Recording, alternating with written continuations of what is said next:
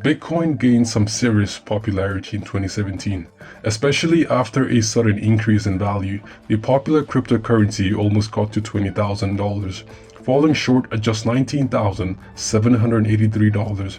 But still, this made huge returns for those who had probably purchased a coin for less than $1,000 at the beginning of 2017, or even earlier than that. Unfortunately, for most of us, we were caught unaware of this huge opportunity, and for some of us, any cryptocurrency may have seemed a poor investment choice, especially when it's described as a drug and gangster money by mainstream media. However, if you did manage to ignore all this bullshit and invested in Bitcoin, then you must have made some good returns. So if you don't already know, cryptocurrencies are basically digital or virtual currencies that uses cryptography for security. The biggest advantage of cryptocurrencies are that they are extremely difficult to counterfeit and are also not issued by any central authority. They are decentralized in essence, making it impossible for governments to control them. Which is why I guess they are so alluring, especially if you are concerned about the safety and security of your hard-earned money. So how did Bitcoin and cryptocurrencies come about?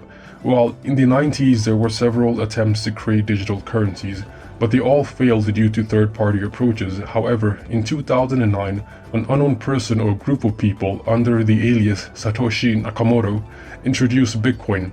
Their launch featured a peer-to-peer electronic cash system that is decentralized and eliminates the need for a regulatory third party. As of September 2015, there were over 14.6 million Bitcoins being traded at an estimated value of $3.4 billion. Thanks to the success of Bitcoin, it gave birth to other cryptocurrencies such as Litecoin, Ethereum, Ripple, Monero, and about 1,400 other cryptocurrencies.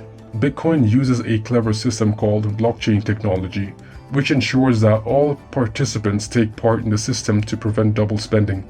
The blockchain is basically a public ledger that keeps a record of all transactions happening within the network, and making all the details available to every participant in that network. For this reason, it is impossible for people to fraudulently spend coins. The beauty of blockchain technology is that all records of transactions are encrypted from hacking. Each transaction consists of the sender's and the recipient's public key and the number of coins being traded. So each transaction needs to be signed off by the sender. With the use of their private key, the transaction is then broadcasted in the network after being confirmed. Within the network, only miners, which are computers solving cryptographic equation, can confirm a transaction by solving a cryptographic equation. A miner will take a transaction, mark it as legitimate, then spread it across the network. Once confirmed, the transaction is added to the network's database. Basically, the system incorporates all the data without the need of a third central authority. There are many rules programmed into the system to prevent fraud and hacks. This makes the network trustworthy and secure, hence its attractiveness and allure. Cryptocurrencies makes it easier for two parties to transfer funds between each other.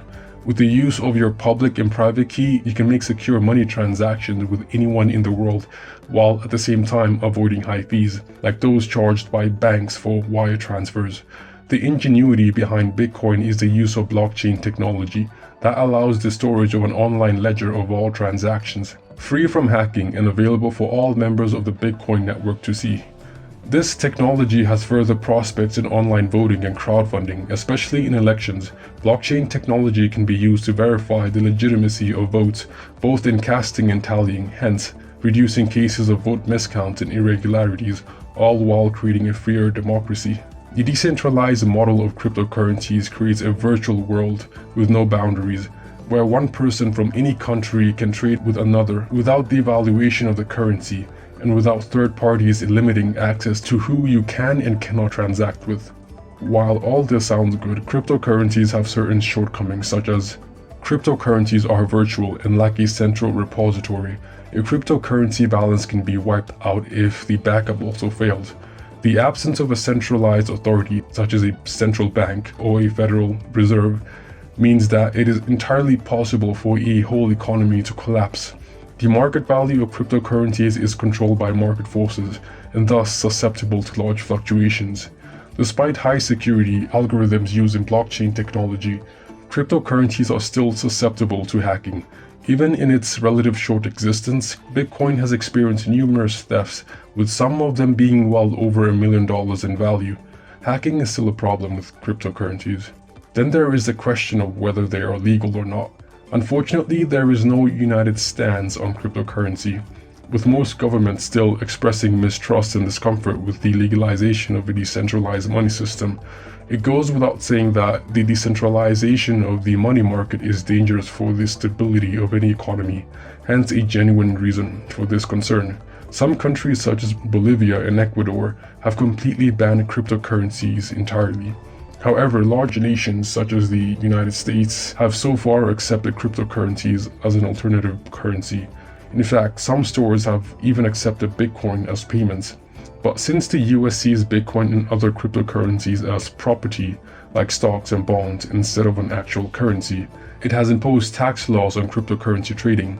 Canada, Brazil, and a few other countries seem to share the USA's thoughts on this, but other countries such as Morocco, Ecuador, Nepal, and a few other countries have banned cryptocurrencies, Bitcoin, and its trading completely.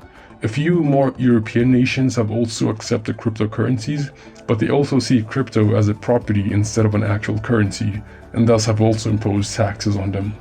So blockchain technology and digital currencies are changing the old rules and systems of doing business.